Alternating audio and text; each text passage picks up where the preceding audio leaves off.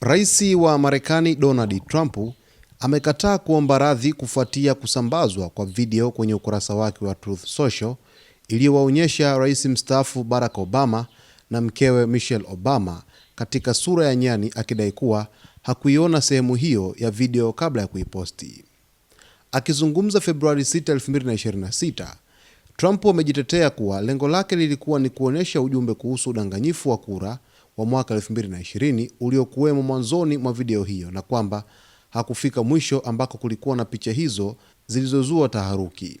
Trump amesisitiza kuwa hakuona picha hizo na kwamba wasaidizi wake ndio walipaswa kuikagua video nzima kabla ya kuiruhusu kwenda kwa umma. Ameongeza kuwa video hiyo ilikuwa ni vichekesho vya mtandaoni vilivyochukuliwa kutoka kwenye filamu ya The Lion King, ambapo viongozi wengi wa kisiasa walifananishwa na wanyama tofauti. Sikufanya makosa yoyote.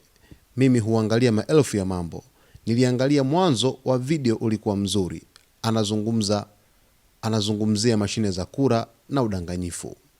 Tuliondoa video hiyo mara tu tulipogundua kulikuwa na picha ambazo watu hawazipendi, amesema Trump. Licha ya shinikizo kutoka kwa Senator Tim Scott ambaye alitaja video hiyo kuwa ni jambo la kibaguzi zaidi kuwahi kuonekana kutoka ikulu hiyo, Trump amesema amezungumza na seneta huyo na kwamba amemwelewa kwa 100%. Hata hivyo, msimamo wa kutoomba radhi umepokelewa kwa hisia tofauti, huku wakosoaji wakisisitiza kuwa picha hizo zina historia ya kuumiza na hazipaswi kuhusishwa na utani.